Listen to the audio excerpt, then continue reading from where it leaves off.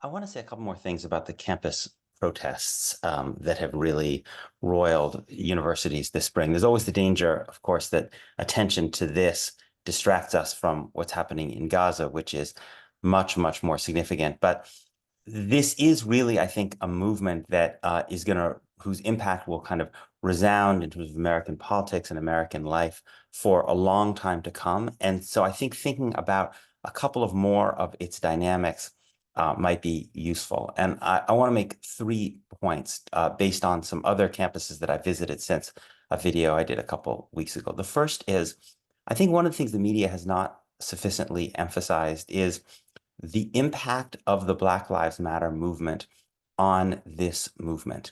That it is not a coincidence that we had this huge upswell in protesting around the George Floyd incident several years ago.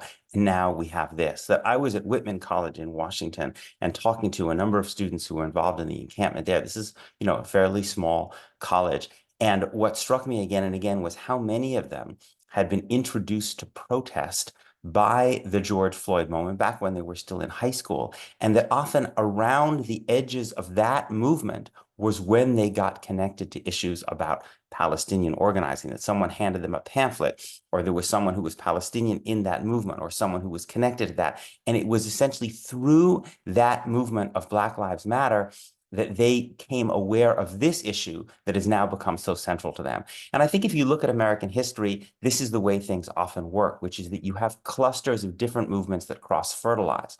So if you think about the early 1960s, and you think about Students for Democratic Society, which became this crucial element of the kind of the new left organizing against Vietnam, some of its key members, like Tom Hayden and Alan Haber, had been influenced by the Student Nonviolent Coordinating Committee, by the early work in the early 1960s against segregation by Black students in the South. And so that there you see the way in which one protest movement feeds into another at a time of broader protest. And then again, we know that there were veterans of the civil rights and anti-war movements who then influenced the feminist movement and the LGBT movement. And so I think what we're seeing in this moment is that we are in an era again of youth-led, not only youth, but with a large youth participation of grassroots activism, and people move from one subject to another. I also heard people who had been involved in climate protests, which has obviously been a huge issue for young people.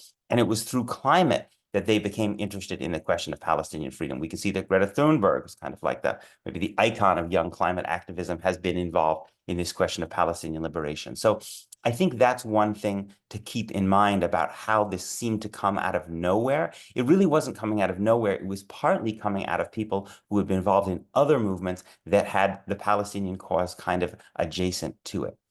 The second thing that has struck me going to many, many campuses is the way in which among Jewish students who are involved in this pro-Palestine organizing, it is awakening a kind of much greater interest that they had in what it means to be Jewish, and even a greater level of commitment to Jewish religious practice. This runs so counter kind of to the mainstream narrative, which is essentially that this is a movement against Jews, or maybe if there are a few Jews in this pro-Palestine movement, then they are somehow self-hating or just completely diluted or tokenized. But what I actually find is what's fascinating to me is the way in which for a lot of these young people, it seems to me that becoming interested in protesting against what Israel's doing has made them much more interested in Judaism than it was before. I mean, I met a student at Whitman College who, because they were interested in this question of land in Israel-Palestine, had decided they wanted to start studying about Shemitah and Yovel. Shemitah is the Jewish law that says the land has to remain fallow every 7 years. Yovel is that after 49 years, the land has to go back to its original owner. So her interest in the question of land and Palestinian right of return had led her to want to study these things. I was told by some students at another campus that they were very proud that their Shabbats, they had this Jews for a Ceasefire group, that their Shabbats at their campus were attracting, they claimed, more people to their Shabbat for a ceasefire than were going to Shabbat services at Hillel. I was told by someone else that at the GW encampment, again, this is secondhand, so I haven't verified it, that they said that at the encampment, 3 Jewish students had B'nai Mitzvah, which is a bar bar mitzvah they evidently didn't have when they were 12 or 13. They had it at the encampment as, as college students. So what's fascinating to me about this is that you did not see this, I think, among Jews who were involved in the civil rights movement, at least not that I'm aware of. Again, if people know more, but I don't have I've never heard really of, I mean, yes, you have people like Rabbi Heschel and some other rabbis, but among the young Jewish kids who were going from northern universities to be involved in Freedom Summer and these kind of things, I've really never heard of them particularly wanting to hold a lot of Shabbat services and even Passover Seders, which have become a kind of feature of this. Certainly, I know that in the anti-apartheid movement, where there were a lot of Jews who were involved in prominent positions in the ANC, these folks were not involved in Jewish religious practice as part of this movement. And I think it's interesting to think about why that is. I think part of it is clearly because these Jewish kids feel that people are challenging their Jewishness, and they're seeing that they need that an element of what composes other people's Jewishness, which is their support for Israel, that they no longer feel connected to. So they're trying to answer the question, what actually makes me Jewish after all? And they want to almost assert that they do have a strong connection to being Jewish in the face of people who are denying that. But I also think that it is a moment in which questions of identity are just more legitimate and more interesting to people than they were ethnic, religious, racial, than they were, generations ago. And I wonder how much of that has to do with the decline of communism. Again, when I think about the Jews who were involved in the ANC in South Africa, they were mostly communists. And so their view about questions about religious identity, religious practice was seen through a communist lens. They were thinking like, what is this opiate of the masses kind of stuff? I wonder whether it's because we're in a post-Cold War moment in which communism doesn't have the power that it did to Jews on the left, that communism as a Jewish identity, which was very strong in the 20th century, for Jews who were involved in progressive struggles, isn't there in the same way. And so people look for religious identity in a way that they didn't before. I wonder to what degree, and if people know about this, I'd be interested in hearing about it, to what degree, I know we're also seeing Muslim prayer in these encampments. And I'm also really interested in the way among Arab and Palestinian and Muslim students that this movement is shaping their set of identity and their question about what it means to be a Palestinian or Arab or Muslim American. I'd be curious for folks who've had some experiences with that. The last point I want to make has to do with now that these protests will probably, ebb as universities go on hiatus, the question of what have these accomplished. I think they've actually accomplished a lot. And I think that one of the critical things they've accomplished is that the question of divestment, which was a demand, I think, in almost all of these, is now really much more on the public agenda.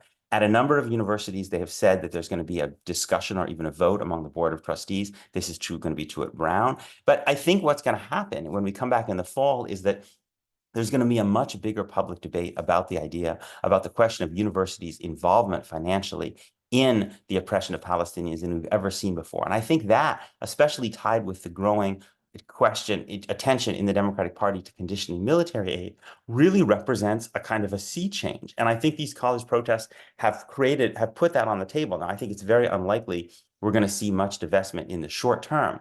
But this is really not a debate that if you're a defender of the Israeli government, you want to be having at all. In fact, when you see that's, I think, one of the reasons people have focused so much on the question of anti-Semitism on campuses, the question of various chants, because they don't want to actually have a debate about divestment. Once, from a pro-Israel perspective, once you start having that debate as a legitimate American public debate, you're already losing. You've already lost a lot of ground, right? And so I think in that way, the encampments and the protests have achieved a lot.